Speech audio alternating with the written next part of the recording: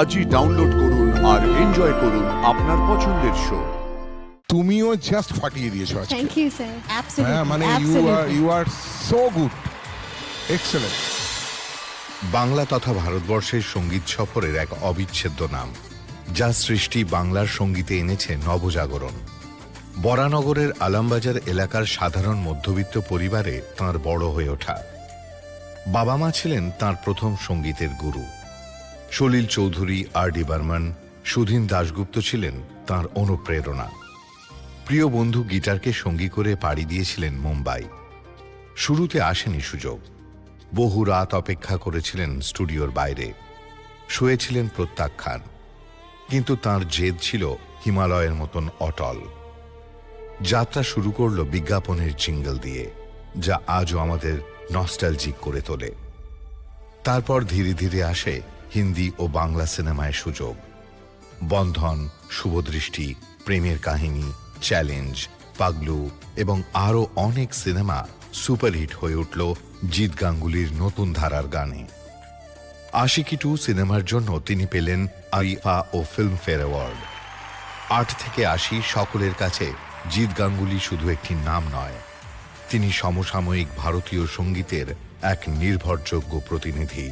Hit Ganguly, Jeet Ganguly. Howrah শালকিয়ার সায়ন্তনীকে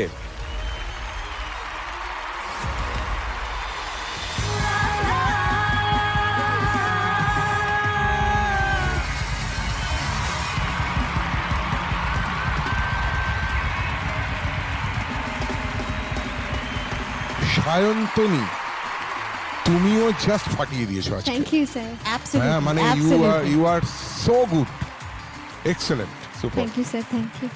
আর সায়ন্তনী তোমাকে আমি বেশি নম্বর দেবো এই কারণে যে ওর সঙ্গে দাঁড়িয়ে এই গানটা সমান তালে গাওয়া, খুব ভালো গেয়েছো তোমরা, মন ভরে গেছে একদম। এবার আসবো যার কাছ থেকে এই গান আমরা পেয়েছি, সেই জিদ্দার কাছে। জিদ্দা, তুমি যদি কিছু শেয়ার করো। একেবারে টিনেজ দুটো ছেলে মেয়ে, তাদের গল্প একটু সাউন্ডটা একটু মডার্ন যদি করি সেই সময়, তো ট্র্যাডিশনাল রক যেটা হয় সেটা কখনো পুরনো হয় না। সেই সাউন্ডটা মাথায় নিয়ে আমি এগিয়েছিলাম আর কি। তো হঠাৎ করে এই গানটা বানালাম।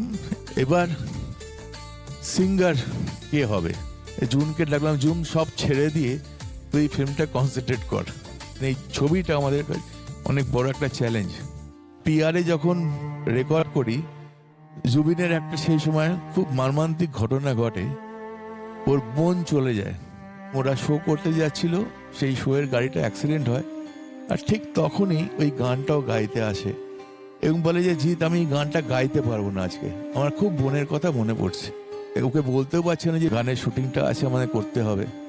কিছুক্ষণ পরে বললো চল আমি ট্রাই করি, তুই শুটিংয়ের জন্য পাঠিয়ে দে, তারপর দেখা যাবে। কিন্তু জুবিন কোনোদিনই, আমার মনে হয় ও সেকেন্ড টাইম ওকে কোনো গান গাইতে হয়নি, মাইকে গেছে আর সঙ্গে সঙ্গে সিক্সার মেরেছে।